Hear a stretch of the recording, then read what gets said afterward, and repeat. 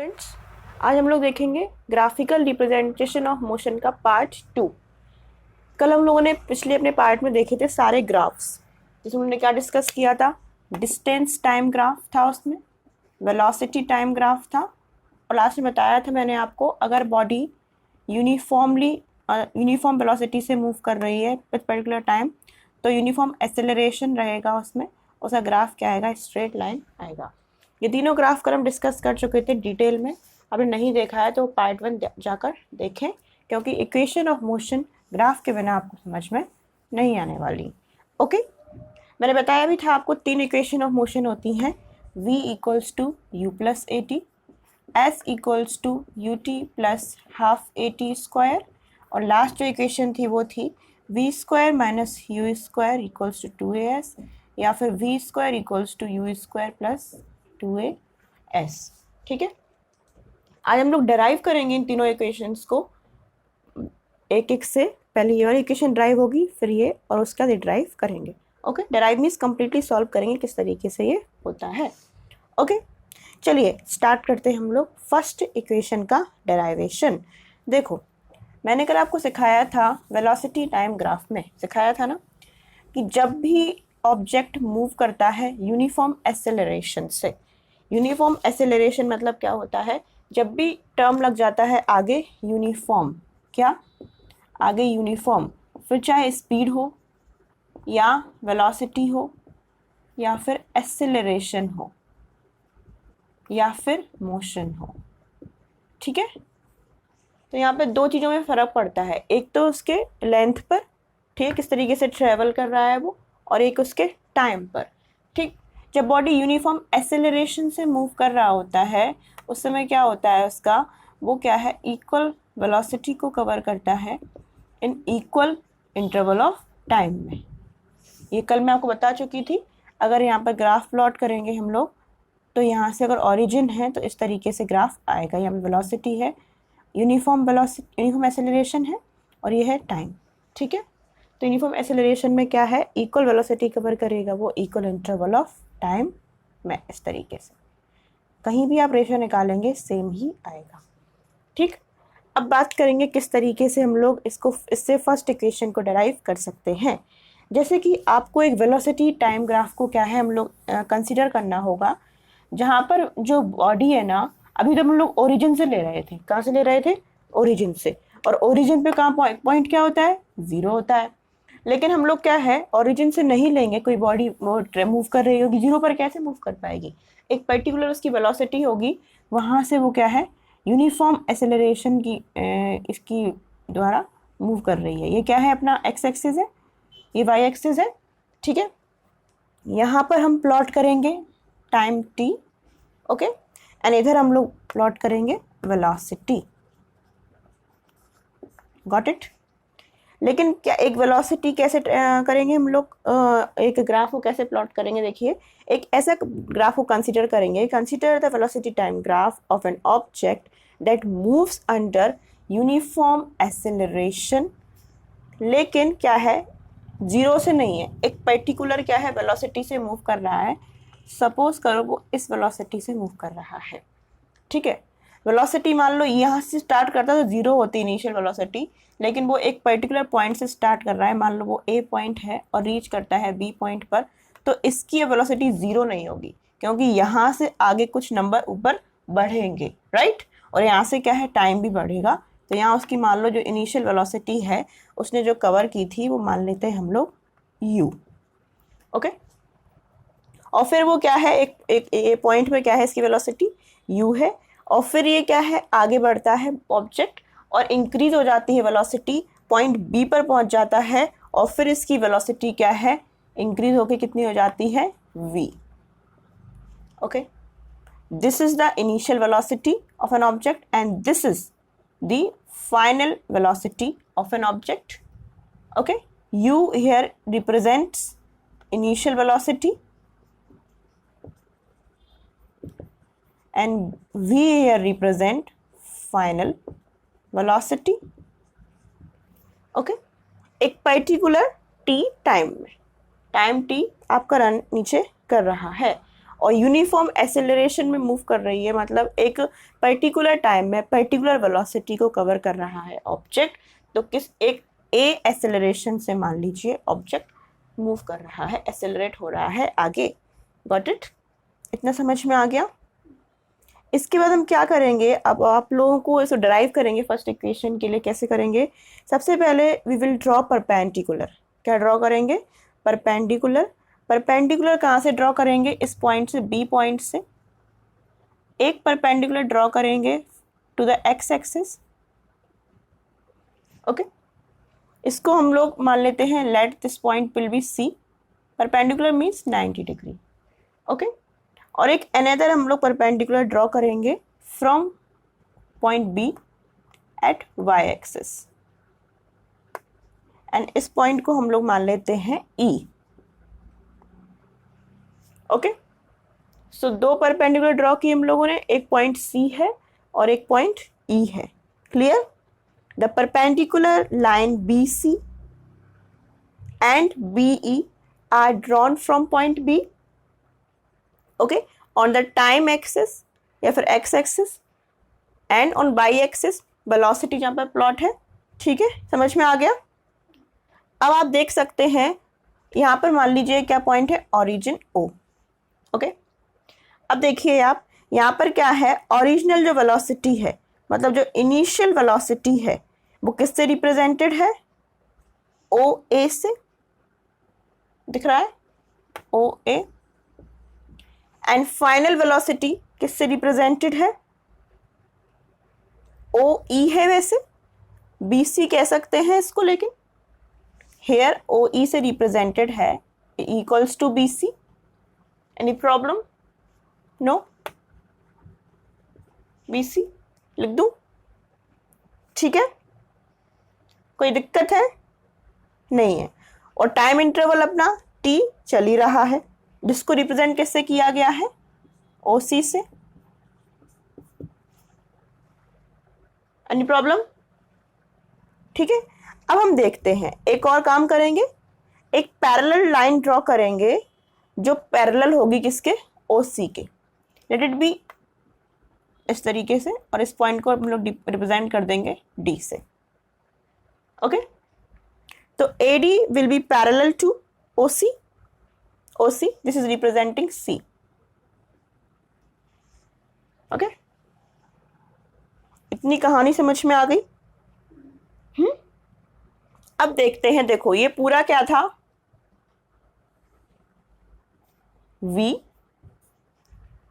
Because it is equals to O E, और जो ओ ए है वो सी डी के बराबर हो सकता है।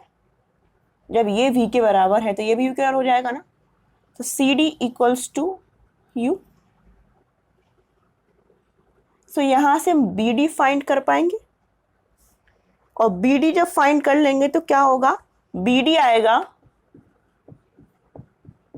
B C minus C D. आ जाएगा? आएगा कि नहीं आएगा? है? और BC को आप, अब BC को कैसे कह सकते हैं हम लोग? BC total BD plus CD। Any problem? BC BD plus CD के बराबर है, और हम लोगों को अगर फाइंड करना है BD तो हम लोग कैसे करेंगे? BC minus CD। ओके, लेकिन देखो ध्यान से, BC बराबर है BD प्लस CD, है ना? इसको ये भी तो लिख सकते हैं BD प्लस OA, लिख सकते हैं, क्योंकि OA इक्वल्स टू CD। लिख सकते हैं ना? लिख सकते हैं।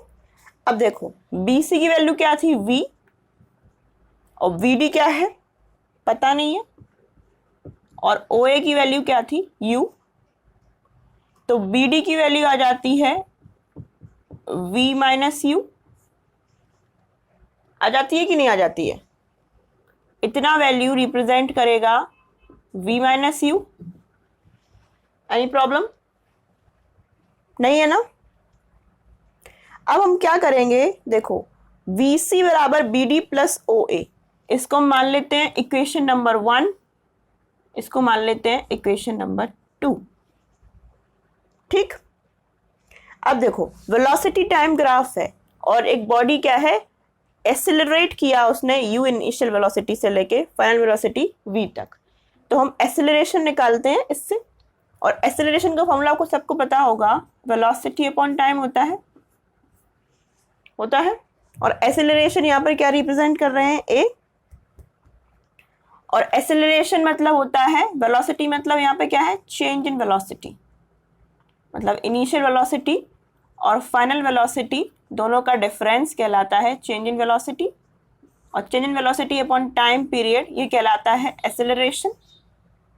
ओके, तो हम क्या करेंगे, यहाँ पे लिख देते हैं पहले एक्सेलरेशन बराबर change in velocity upon time, और यहाँ पर चेंज इन वेलोसिटी क्या है, BD, क्योंकि BD इनिशियल फाइनल क्या थी, V, और इनिशियल क्या थी, U, और चेंज इन वेलोसिटी मतलब V minus U represent BD, और BD यहाँ पर क्या हो जाएगा, डेल्टा V। समझ में आ रहा है ना, A बराबर BD okay upon T, time T, और BD की वैल्यू क्या है, BD की वैल्यू क्या है, V माइनस U है ना, अपॉन T, इसको यहां पे ले जा सकते हैं, तो V minus U equals to 80, और इक्वेशन ऐसे लिख सकते हैं, इसको इधर ले जाएंगे, तो यहां से हम लोगों ने फर्स्ट इक्वेशन को ड्राइव किया कि V equals to U plus 80। आया समझ में? एक बार फिर से देख लो शॉर्ट रिवीजन में। सबसे पहले हम लोगों ने क्या किया, एक x और y एक्सिस ली, x एक्सिस पे प्लॉट किया हम लोगों ने टाइम, और y एक्सिस पे प्लॉट किया क्या, वेलोसिटी। लेकिन हम लोगों ने ऐसा कंसीडर किया कि बॉडी इनिशियली उसकी वेलोसिटी क्या है, जीरो नहीं है, ओरिजिन से नहीं है, वो एक पर्टिकुलर वेलोसिटी से क्या है, मूव कर रही है। क्योंकि अगर वेलोसिटी जीरो ले लेंगे तो u की वैल्यू जीरो हो जाएगी। ठीक है, तो हम लोगों ने कंसीडर किया कि वो जीरो वेलोसिटी से नहीं चल रही है, एक पर्टिकुलर वेलोसिटी ली और उस वेलोसिटी को रिप्रेजेंट किया u से, और उसने पॉइंट किससे स्टार्ट किया, a पॉइंट से स्टार्ट किया अपना मूवमेंट। ओके, उसके बाद क्या है, उसकी वेलोसिटी आगे बढ़ती है, वेलोसिटी की वैल्यू बढ़ती है, और बॉडी क्या है, आगे मूव करती है, एक्सेलरेट करती है और पहुंच जाती है पॉइंट b पर, और उसकी फाइनल वेलोसिटी कितनी हो जाती है, v। ठीक है, ये दो पॉइंट समझ में आ गए। ठीक है, फिर हमने क्या किया, परपेंडिकुलर ड्रॉ किया b से, एक परपेंडिकुलर ड्रॉ किया c पर, और एक परपेंडिकुलर ड्रॉ किया e पर। ठीक, तो यहां पर परपेंडिकुलर क्या हो गया, BC, और इधर हो गया BE। जैसे कि ये पता था कि इनिशियल वेलोसिटी क्या थी इसकी, u, और इसे रिप्रेजेंट किससे किया था, OA, और फाइनल किससे रिप्रेजेंट किया था, V से। तो जो BC थी उसकी वैल्यू भी क्या हो गई, V। ठीक है, फिर हमने एक और पैरेलल लाइन ड्रॉ की AD, जो पैरेलल थी किससे, टाइम एक्सिस से, या फिर जो यहाँ पे टाइम रिप्रेजेंट कर रहा है OC से पैरेलल थी, OC या रिप्रेजेंट कर रहा है टाइम। ठीक है, उसके बाद जो इनिशियल वेलोसिटी थी U, OA, और ये CD थी, ये भी बराबर किसकी हो गई, U के। ठीक, फिर देखा हम लोगों ने कि जो BD है उसको कैसे निकालेंगे, BC माइनस CD, क्योंकि BC टोटल V है और CD की वैल्यू क्या है, OA के बराबर है U, तो BC यहां से निकल जाएगा, BD निकल जाएगा BC माइनस CD, या फिर हम कह सकते हैं कि BC इक्वल्स है BD प्लस CD के। ठीक है, और BC क्या रिप्रेजेंट कर रहा है, V, BD हम लोग को फाइंड करना है, और OA या फिर CD दोनों बराबर हैं, लिख सकते हैं ना, CD की जगह OA लिख सकते हैं या फिर OA की जगह CD लिख सकते हैं, बोथ आर सेम। तो ये रिप्रेजेंट कर रहा है U, और यहां से BD की वैल्यू आ जाती है V माइनस U। ठीक है, ये किस समझ में आ गई। फिर चलते हैं हम लोग कहां पर, एक्सेलरेशन के बाद, कि एक्सेलरेशन क्या होता है, change in velocity upon time, और चेंज इन वेलोसिटी मतलब होता है initial minus final, final minus initial, final ज्यादा होती है, इनिशियल कम होती है। देखो यहाँ देख सकते हैं, फाइनल U है और इनिशियल U है, और फाइनल क्या हो गई V। तो यहाँ पर जो आ गया change in velocity upon time. अब यहाँ जाते हैं, चेंज इन वेलोसिटी मतलब v माइनस यू, क्योंकि फाइनल क्या है v और इनिशियल क्या है u, यहाँ पे पुट कर सकते हैं इस वैल्यू को, अपॉन t, फिर इधर हम लोग क्रॉस मल्टीप्लाई किया, v minus u equals to at और v equals to u plus at। इस तरीके से हमारे पास फर्स्ट इक्वेशन डिराइव हो गई इक्वेशन ऑफ मोशन की, v equals to u plus at। Okay, हम लोग मूव करेंगे सेकेंड इक्वेशन ऑफ मोशन पर। ओके, अब क्या है, हम लोग क्या करेंगे डिराइव कि सेकेंड लॉ ऑफ जो motion, second equation of motion है उसको किस तरीके से हम लोग को डिराइव करना है। ठीक है, इसके लिए आप क्या करेंगे, सपोज करेंगे, लेट अस सपोज कि एक ऑब्जेक्ट ने ट्रेवल कर लिया है क्या, डिस्टेंस s। एक ऑब्जेक्ट ने डिस्टेंस s ट्रेवल कर ली है टाइम t में और उसका यूनिफॉर्म एक्सेलरेशन a में। ओके, तो डिस्टेंस निकालने के लिए हम लोग क्या करेंगे, जो आपका फिगर है ऊपर ये ग्राफ जो अपन इससे फर्स्ट इक्वेशन अभी ड्राइव की थी, इससे हम लोग सेकंड इक्वेशन भी ड्राइव करेंगे।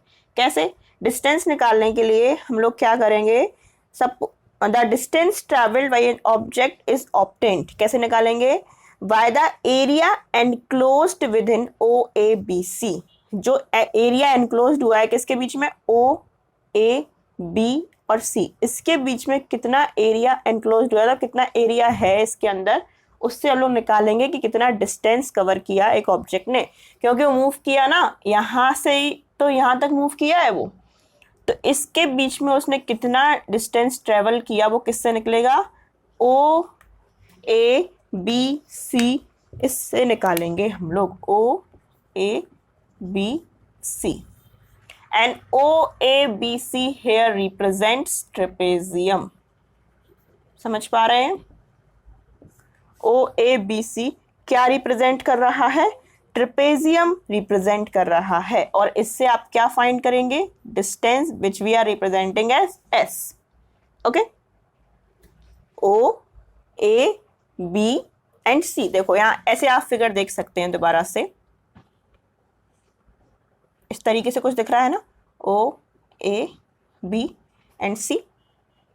ठीक, अब इसको कैसे फाइंड करेंगे, इसमें आपको दो फिगर दिख रहे हैं, अगर आप लोग ट्रेपेजियम को देख लें, एक दिख रहा है इसमें आपको ऊपर का ट्राइंगल और नीचे का दिख रहा है रेक्टेंगल, दिख रहा है ना, A B D is a triangle in O A B C. देखो इधर ओ ए बी सी हमने फिगर लिया था, उसमें से ऊपर का ए बी डी एक ट्राइंगल है और ओ ए मान लीजिए पॉइंट है डी, तो O A D C is a rectangle. तो अगर हम इन दोनों का एरिया निकाल लेते हैं तो पूरा ओ ए बी सी का एरिया मिल जाएगा। ठीक है, हम लोग पहले क्या फाइंड करेंगे, area of triangle, then area of rectangle. तो एरिया ऑफ ट्राइंगल आप सभी को पता होगा, हाफ बेस इंटू हाइट होता है, और यहाँ पर बेस का क्या है इसका AD, ठीक है, और हाइट क्या है BD। तो यहाँ से एरिया ऑफ ट्राइंगल निकाल लेंगे हम लोग, और फिर क्या लगाएंगे इसमें, एरिया ऑफ रेक्टेंगल। देखो इस तरीके से distance we are finding in the figure OABC, and OABC there are two figures enclosed within it. First is ABD which is equals to triangle, and another one is OADC which is equal to rectangle। Any problem? इसके बाद area of triangle होता है half base into height, and the base in this triangle is AD and height obvious BD। Another area of rectangle equals to length into breadth, and here length is OC, okay, and breadth is OA। So next figure में क्या आएगा, OC into OA। ये दो चीज समझ में आ गई ना, चलो पुट कर देते हैं value. Area of triangle half AD into BD plus OC into OA। Any problem? अब इसकी वैल्यू पुट करते हैं। OA here representing U, ठीक है, O A is representing you, ठीक, ए डी रिप्रेजेंट कर रहा है टी, क्योंकि ये टी है, ये भी टी होगा, ए डी रिप्रेजेंट कर रहा है टी, वी डी रिप्रेजेंट कर रहा है, देखो इधर बी डी, देखो पढ़ा था हम लोगों ने अभी a equals to v minus u upon t first equation के हिसाब से, और v यहाँ पे v माइनस यू क्या है, b d, so b d here representing a t, any problem, नहीं होगी प्रॉब्लम, तो बी डी को हम लोग क्या लिख देते हैं, ए टी, ठीक है। चलो अब हम देखते हैं आगे कैसे,